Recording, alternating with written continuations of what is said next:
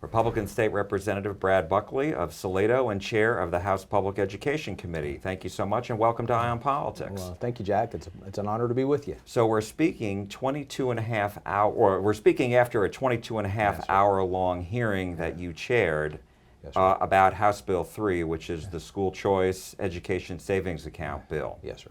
So first of all, how are you holding up? Oh, I'm a little tired today, but it was a great day.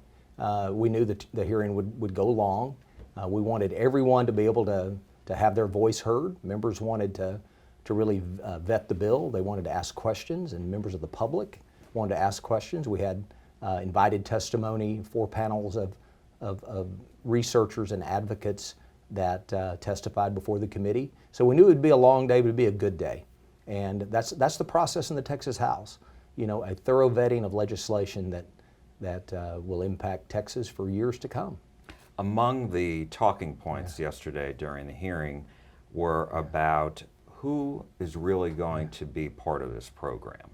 And one of the things that Representative James Tallarico was asking you about is he's not convinced that while the emphasis is on the disabled and low-income students, he said to you at one point he thinks that this is going to be more wealthier families. And so what guarantees are in place that the people who are being prioritized, the disabled and the low-income students, will actually take part in the program? Well, history bears that out. When you look across the country, we know that most families love their public schools. And if there are issues there, they can solve them.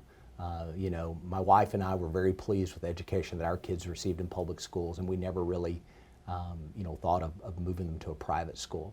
But families that do have concerns sometimes typically are families that have special education children and often low-income families. And so we know that this bill prioritizes our special education students and low-income students to give them the opportunities that those families deserve when kids, when it's just not a good fit for kids, or there's lots of reasons families would make that decision, but it's important that they be given the priority to do so. But you're confident that the program, and at least how it's set up in your bill, would make available to these low-income students?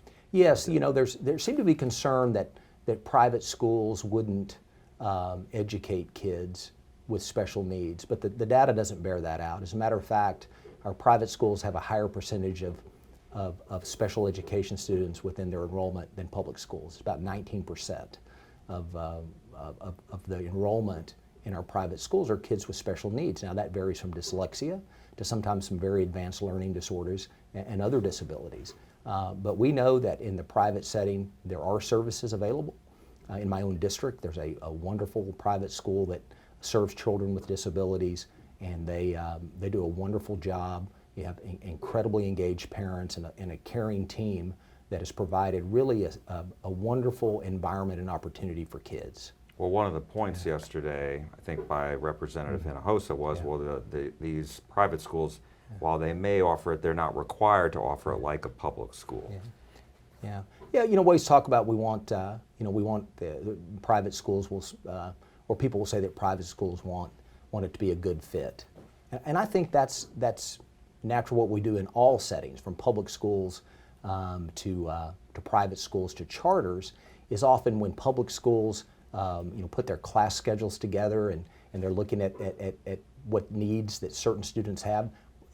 They want it to be a good fit. They want the teacher to be able to provide the services to a child based on their needs. In the same way as in a private school. A private school is going to sit down with a parent or parents or guardians or grandparents or whomever and say, all right, this is what we do. This is how we provide those services. We want to make sure that that's a good fit, because in the end you want the best outcome for the kid.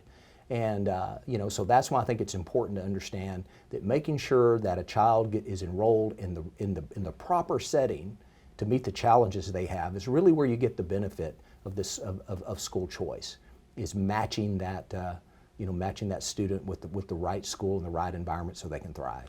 There are differences between the House bill and the Senate bill, and so how significant are those differences? And what are your concerns about being able to, once it's passed in the House, if it does, the governor feels very confident, as does the Speaker, that you're going to be able to figure it out with the Senate? Yeah. Well, I think we will. The bills are different. Sort of the framework of which the programs are built are very, very similar. But we take a different approach on prioritization. They've carved out a certain percentage that must go to kids that are currently in public school, and then reserve sort of a true universal percentage for the other. What we do in the House is we just look at kids. We want to make sure that every family, because I know in my district we have families now that have their children at the school I spoke of that serves kids with special needs. Low to moderate income families that have been really sacrificing to have their students in the setting that they know fits them best.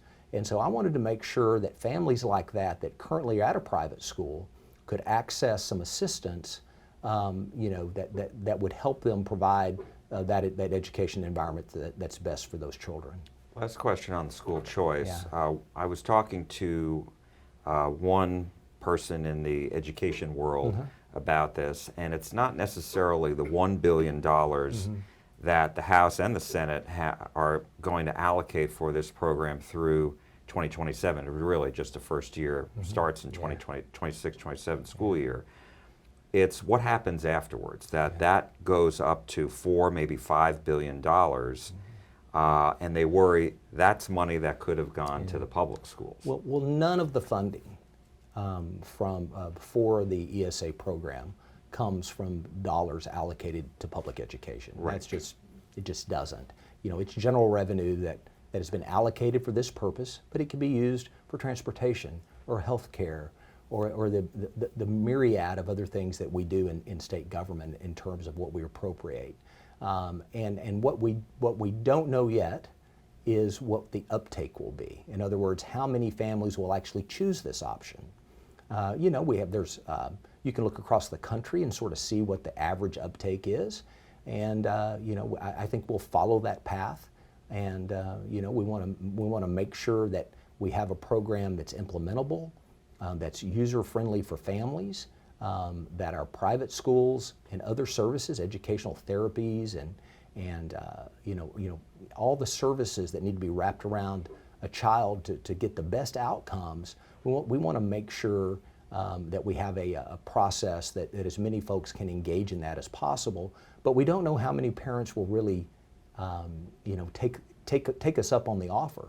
We do know that there are significant numbers of families that are looking for options, and this bill just seeks to provide them with that option, to give the parent that ultimate opportunity to really put their child in the education environment they feel fits them best. And this issue is part of the larger debate over public school funding. And your bill, House Bill 2, proposes, what, up to $9 billion? Yeah, House Bill 2, along with some other bills that we'll be hearing in our committee, will make the largest investment in our public schools in the history of the state of Texas, even when you adjust it for inflation. The Democrats say it's still not enough because the basic allotment hasn't changed from 2019. It's about $6,200 per student. You've proposed adding it by another $220. That's correct. And the Democrats say it really needs to be an additional $1,400, more than $7,500. What's your reaction to that? My reaction to that is that our public education funding formula is more complicated than that.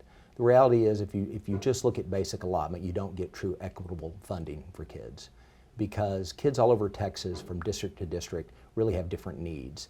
And so in our bill we increase the basic allotment, but we also increase special education funding by nearly $2 billion. Separate? In a separate bill no, or it's part in the of bill. that? Okay. It's in the bill. And we also have a policy change that changes the way that we fund special education, and that we move to what's called an intensity of service model, a way that creates tiers that truly reflect the cost of education depending on the challenges that student has.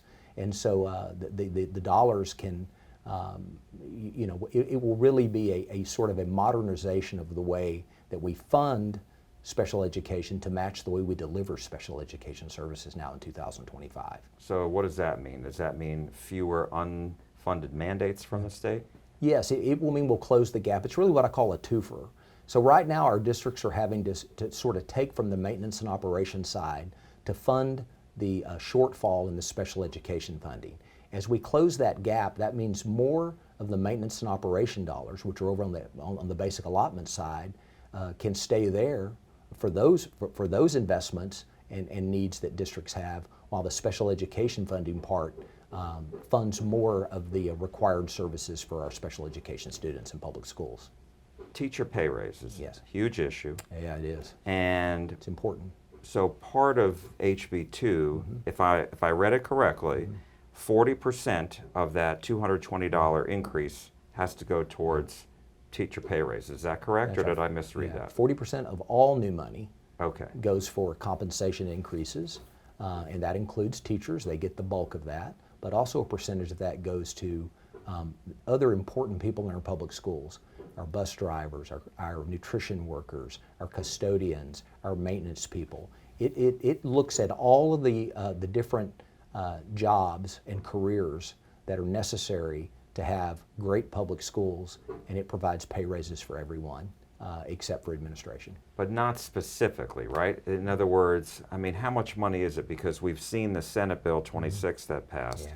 There are certain amounts for teachers depending on their experience level and if they're teaching in a rural district or a suburban, urban district. So, I mean, is there a finite number that people can actually see and understand? Well, it'll really vary by district to district, because the way the funding formula works based on the size of the district, whether or not they're a small or mid-sized school district, we put over $1 billion to fund our small and mid-sized schools, because they don't benefit from the economies of scale of the very large districts. And so that will drive higher pay raises to our rural districts, while still providing substantial pay raises for the urban and suburban districts. And so what you'll see is really a local control, a percentage required, but you'll see districts be able to have more flexibility of what they need to do to make the pay raise that fits their market, to meet the needs of the teachers and their auxiliary personnel that work in their school districts. Two other topics on the education front, and that is, you know, in our area, and I'm sure there are other areas in the state as well, we're seeing school districts closing schools. We're seeing school districts pass deficit budgets. So what's going on here? I mean, they say that the state really didn't, I mean, they were expecting more money in the last session and they didn't get it. $4.5 billion didn't make it to them. So is that to blame? Well, you're seeing lots of different reasons. You know, we have 1,000 plus ISDs, 200 and something charter schools for a total of 1,200 and something public school districts, if you will, in Texas. And it varies district to district. Of course, the inflationary environment of the last few years is impacted families, businesses, my veterinary clinic, the organization you work for. It just costs more to do everything. So our school districts. So should the school districts should their budgets or what they receive from the state reflect that? It reflects the largest investment in the history of Texas. And so what we seek to do is to understand the type of investment that we need to make to get the right teacher pay, to help them balance their budgets. But then also we have to look at some other reasons that we have revenue declines. We have many districts in our state right now that have declining enrollment. We have very high property values. So you have some districts where young families just can't afford to live there. So the kids have grown up, they've gone through high school, they've left, and a young family can't afford to buy that home to raise their young kids, and so there aren't as many younger children that are entering the district. And enrollment decline is something that districts have to manage. It requires the ability to right size. Now, House Bill 2 has a 95% funding floor. It basically protects districts where their funding based on enrollment decline cannot decrease by more than 5% per year. We sort of hold them at 95% of what they received in the previous year. And that's a way for whatever type of loss, whether it be enrollment decline because of high property values, enrollment decline because kids have left for charter schools, enrollment decline that parents have chosen another option. It creates a step down so that they can begin to prepare for that. And like any organization, when revenues are declining, you have to get right as far as the size. And so they're going to need to manage it better. Yeah, they're going to have to manage it, because the enrollment right now, enrollment is flat across our state as far as our kids. We've seen this in the past after the Great Recession. Could this be COVID related? And we're not quite there yet. We really look at how many incoming pre-Kers and kindergartners there are, and that number is relatively flat. So that sort of predicts the future. That is really what districts have to, they have to contemplate. There's a lot of federal money that came into districts with COVID, and most districts manage that very well. But if you hired, and lots of reasons too to hire folks, to provide high quality tutoring and things like that. But if they're still on the payroll and the federal funds go away, then there's a gap there. And so I think you're seeing sort of a confluence of events. But we are absolutely certain that House Bill 2, when we get the final version and we get it to the floor and pass that, will provide the most historic increase in funding for public education in the history of our state. And I believe districts will really see an impact, and it'll be really good for kids. I want to ask you about this other issue that's come up. It certainly came up in your hearing on HB 2 last week, and that was on uncertified teachers. Yes, sir. TEA told me that 56% of newly hired teachers, first-time teachers, had no certification, meaning there was no formal training in the classroom before they were a teacher in the classroom. And this Texas Tech University professor has been looking into this and said that this has led to not poor student performance, but lower student performance. How serious an issue is this, and what does your bill do to address that? Well, you can look at the data, and it will tell you that the higher quality educator prep program that a teacher goes through, typically outcomes follow that. Not always, but I always say you have rock stars in each category. Some people are born to do it, other people have great training, others are somewhere in the middle. My wife, for instance, was alternatively certified, came from the business world, was an outstanding teacher, but she did go back to school, and she had a great mentor, and she's got the pedagogy training and all that. So right now with uncertified teachers, you're right, we have more than 50% of them are uncertified. And so what our bill seeks to do is to make sure that through our Grow Your Own programs that we incentivize those teachers to become certified, to get that training that they need to make sure that they are really prepared to be in the classroom. Because what you find is that a teacher that goes into a classroom unprepared won't stay there very long typically. I mean, if they have trouble with classroom management, or they have trouble with teaching strategies, then it doesn't make the profession very desirable for them. So we have to improve that in Texas. We have to have better teacher training. We have to incentivize folks to become certified. And so we're going to do that in House Bill 2 to make sure that we get the best teachers we can in front of kids across the state of Texas.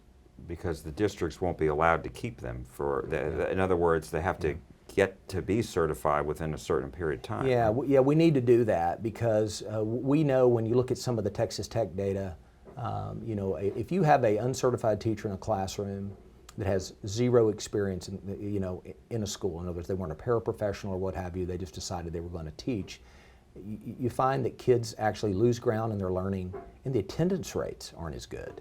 So it really has an impact. Not in every classroom, but when you look at the data, it's just what it shows. And so we have to make sure that we have a strategy to deal with that, to help our districts deal with that, because that is, the discipline reform bill that we'll hear later is a big part of that. We know that teachers will stay in the classroom longer if we have really sound discipline policy, and so we'll have a colleague of mine on the committee, Representative Leach, will have a bill, House Bill 6, here very soon that totally rewrites our discipline chapter in the Texas Education Code. That'll really be a game changer for teachers to make classrooms more manageable, create better environments where kids can learn better, and I believe through better teacher preparation, teacher training, better discipline, more teachers will stay in the classroom longer. House Public Education Committee Chair Brad Buckley of Salado, thank you so much. We appreciate it. Thanks for having me. You bet.